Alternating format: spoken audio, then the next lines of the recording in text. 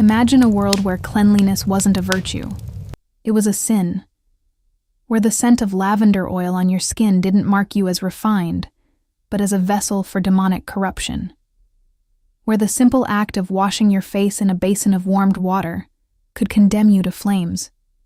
In 1487, 2 Dominican friars published a book, the Malleus Maleficarum, the Hammer of Witches.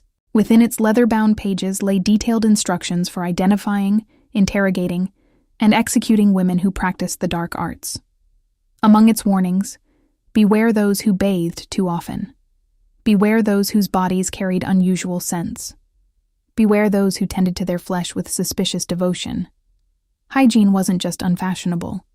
It was evidence. Evidence of vanity. Evidence of supernatural alliance. Evidence of guilt. The medieval body wasn't a temple to be worshipped. It was a fortress to be defended. Not against disease, which remained invisible and incomprehensible, but against spiritual invasion. Every pore was a potential gateway.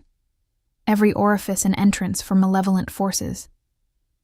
The skin itself became a battlefield, and the weapons of warfare were not soap and water, but prayer, penance, and deliberate filth. To understand the persecution of witches, you must first understand this. The fear ran deeper than superstition. It was existential.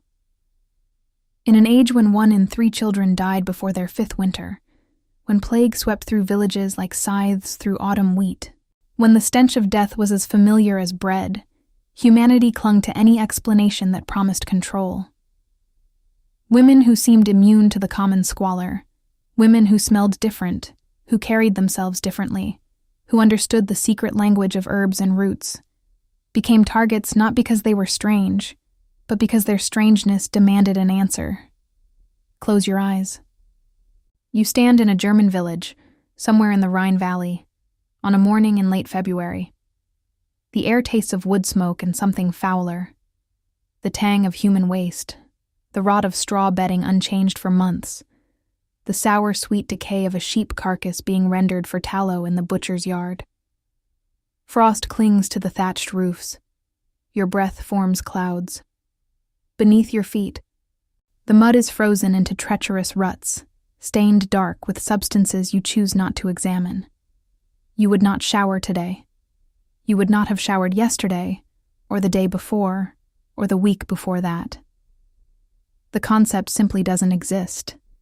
Not as neglect, but as normalcy. You don't miss what has never been invented.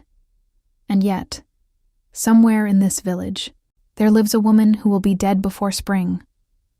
Her crime: she washes. Your day begins in darkness, in a room you share with your entire family, perhaps 8 bodies pressed together on a platform of wooden planks and straw. The warmth is communal, generated by breath and bodies in the sheep that sleep below, their animal heat rising through gaps in the floor. You wake not to an alarm, but to roosters, to church bells, to the ache in your bladder that has grown unbearable. There is no toilet paper. There has never been toilet paper. Instead, you reach for what your station provides. If you are wealthy, perhaps a scrap of linen. If you are common, a handful of hay, a smooth stone, a bundle of moss gathered from the forest's edge. The chamber pot beneath the bed reeks of ammonia so sharp it stings your nostrils. Later, its contents will be hurled into the street, joining the rivers of waste that flow in open channels down the center of every thoroughfare. You do not brush your teeth. You scrape them, perhaps, with a frayed twig of hazel, or a finger dipped in ground charcoal and crushed sage. The taste is bitter, gritty, and ineffective. By 30, if you live that long, half your teeth will be rotted stumps. The pain of abscess is so common it barely merits mention. Toothache is not an affliction. It is a condition of existence, as natural as hunger, as unremarkable as calluses on working hands. And washing? You splash water on your face from a wooden pail, water drawn from the well at dawn, water that may or may not carry the invisible seeds of typhoid, of cholera, of a dozen deaths that lurk unseen. You do not immerse your body. Full bathing is reserved for the wealthy, for feast days. for the rare occasions when a traveling bathhouse sets up at the market square. Even then, you would share the water with strangers, the same murky, cooling tub used by dozens before you, a soup of sweat and skin and secrets. But here lies a paradox that would puzzle any modern observer. Cleanliness existed in medieval Europe. It simply wore different clothes. The wealthy did not smell like the poor. They smelled like something else entirely. Consider the noblewoman rising in her castle chamber. She too wakes surrounded by smoke and bodies, but her servants bring rosewater imported from Damascene traders. They rub her skin with oils of almond and musk, scented with cloves. They change her linen undergarments, white, bleached with urine and lye, while her outer garments, too precious to wash, are brushed and fumigated with burning juniper. She does not bathe regularly, but she performs an elaborate theater of cleanliness, a ritual designed not for hygiene but for display. Her fingernails are trimmed. Her hair, when unbound, cascades in oiled waves scented with chamomile. Her breath, sweetened with cloves and fennel seeds, carries across the room like a declaration of rank. The peasant woman has no such luxuries. Her single dress, rough-woven wool dyed with lichen, has been worn for months. Washing requires fuel, time she cannot spare. Her skin is weathered, embedded with honest labor's dirt. Her hair, tied beneath a coif, has not been unbound in weeks. She smells of smoke, of animals, of fermenting cabbage stored for winter. This is not neglect. This is survival. Every moment spent on personal care is a moment stolen from the ceaseless work that stands between her family and starvation. And yet, here is where the danger begins. There are women in this village who carry different scents. Women who know which roots, when boiled, produce a soap that cuts through grease. Women who gather wildflowers not for beauty, but for their oils. Women who, despite poverty, maintain a cleanliness that sets them apart. These women are watched. Step beyond the village threshold and enter the medieval city, where the assault on your senses intensifies beyond imagination. Cologne, Paris, London. These are not the gleaming metropolises of postcards.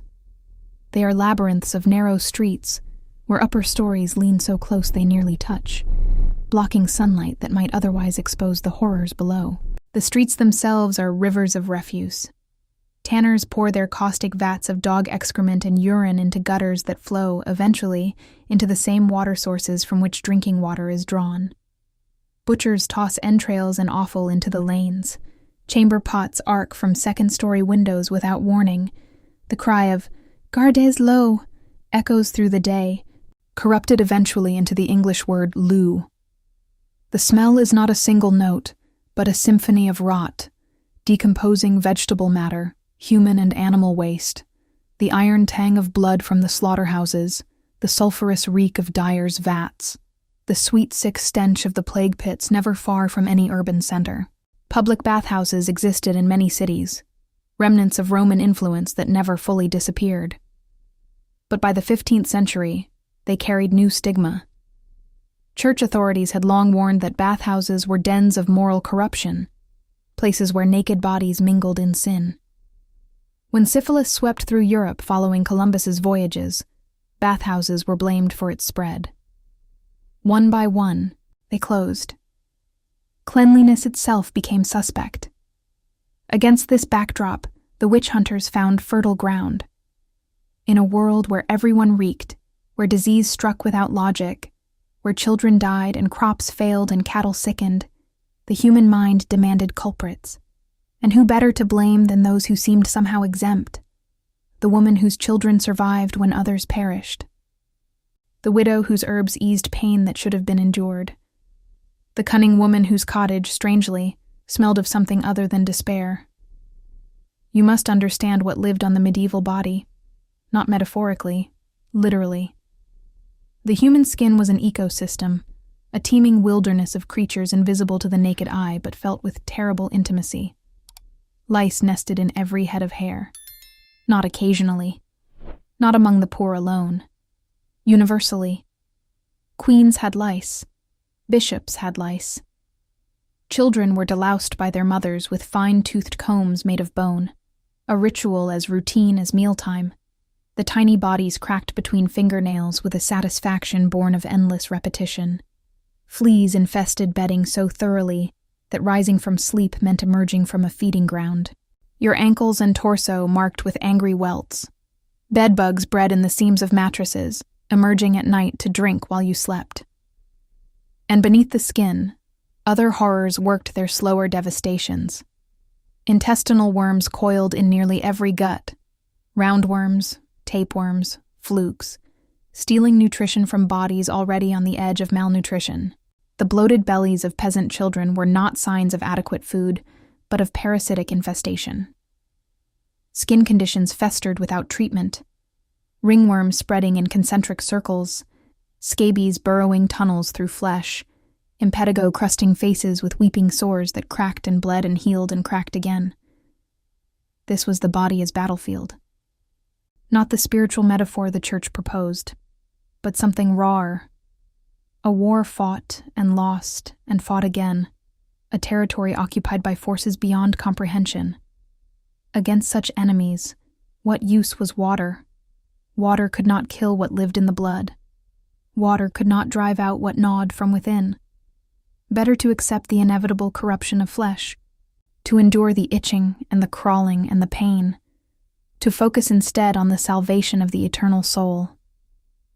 But there were those who would not accept, those who experimented, those who remembered older knowledge passed down through generations of women who knew which plants repelled insects, which barks soothed inflamed skin, which mushrooms eased the agony of childbirth. These women kept their bodies cleaner, their homes more sanitary, their families healthier. And for this rebellion against ordained suffering, they would burn. Picture her now. This woman they will call a witch. She is not what you imagine. No hooked nose, no cackling laugh, no broomstick in her cottage corner. She is perhaps 40, which makes her ancient by medieval standards. Her face lined by decades of sun and wind, her hands roughened by work but strangely clean, the nails trimmed short, the skin free of the grime that marks her neighbors. Her cottage smells different.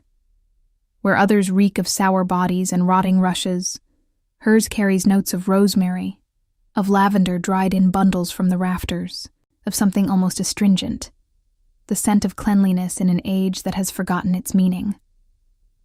On her hearth, a pot simmers with rendered fat and wood ash, a primitive soap her grandmother taught her to make. In a corner sits a basin of water, changed daily, a luxury of time and labor that speaks to different priorities. She knows things, not dark magic, but the accumulated wisdom of countless unnamed women who observed, experimented, and passed their learning to daughters and apprentices. She knows that wounds washed with boiled water fester less than those left to fester. She knows that certain herbs, crushed and applied, draw infection from beneath the skin. She knows that keeping bedding clean reduces the itching that drives children mad. She knows that births attended in cleaner conditions kill fewer mothers. This knowledge makes her valuable. Women come to her in secret, seeking remedies the church cannot provide. She eases pain, reduces fevers, helps the milk come in. Her successes are whispered, her failures forgotten. But every success is also evidence that she possesses powers beyond the ordinary, knowledge that smells of sulfur to those trained to find the devil in deviation. The accusations, when they come, will follow a familiar pattern. A child in the village sickens and dies. Her treatment failed. A cow stops giving milk. She was seen walking past that field. A man develops a rash after rejecting her advances. Surely she cursed him. One by one, the ordinary misfortunes of medieval life are reframed as supernatural attack, and at the center stands this woman who dared to be clean, who dared to know, who dared to help. They strip her for examination, searching for the witch's mark, any mole, any birthmark, any imperfection. They note with suspicion the cleanliness of her body, the absence of vermin in her hair. They shave her head and find no lice. This is proof. It is easy, from the distance of centuries, to judge them, to shake our heads at their ignorance, their cruelty, their readiness to murder women for the crime of washing their hands. But this judgment, comfortable as it feels, misses the deeper truth. They lived in a world without microscopes, without germ theory, without any understanding of the invisible forces that determined life and death. They watched children die by the thousands from causes no prayer could prevent. They suffered plagues that emptied cities in weeks. They endured suffering so constant, so unrelenting, that the modern mind can barely comprehend it. And in this crucible of fear and ignorance, they reached for explanations, any explanations, that promised some measure of control. We should not see only the witch burner with his torch. We should see the father who buried 4 children, desperate to blame something other than random cruelty. We should see the mother who watched her daughter writhe with fever, powerless to help. We should see the priest who genuinely believed he was saving souls. And we should see the women they burned, not as victims only, but as heroes of a different kind. Keepers of knowledge the world was not yet ready to accept. Practitioners of science before science had a name. Women who chose cleanliness when the world demanded filth, who chose healing when the world demanded suffering, who chose to know when the world demanded ignorance. Their wisdom did not die with them. It survived, passed in whispers, hidden in recipe books and folk remedies, until the day when microscopes and laboratories finally proved what they had known all along. Cleanliness was not sin. It was survival. Hygiene was not vanity. It was medicine. The herbs they gathered, the soaps they brewed, the practices they maintained in secret. These were not witchcraft.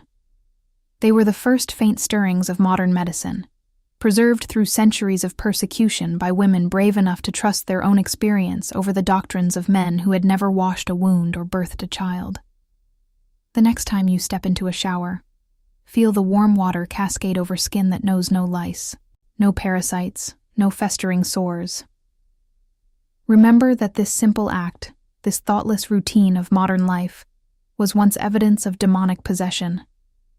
Remember the women who chose it anyway.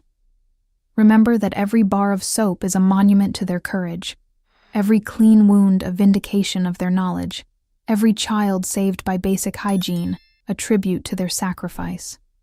We do not shower to be virtuous. We shower because they burned, and their wisdom rose from the ashes. History is filled with stories like this, truths buried beneath centuries of silence, waiting to be brought back into the light. If this journey through the forgotten world of medieval hygiene moved you, challenged you, or simply made you grateful for indoor plumbing, consider becoming part of this community.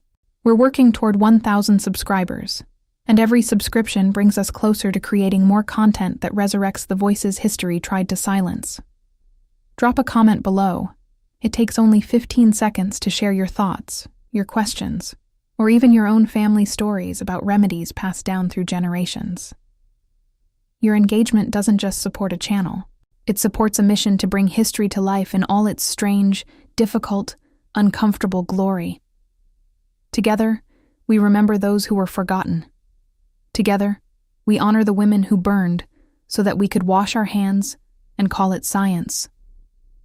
Until next time, stay curious, stay clean, and stay grateful for the rebels who came before.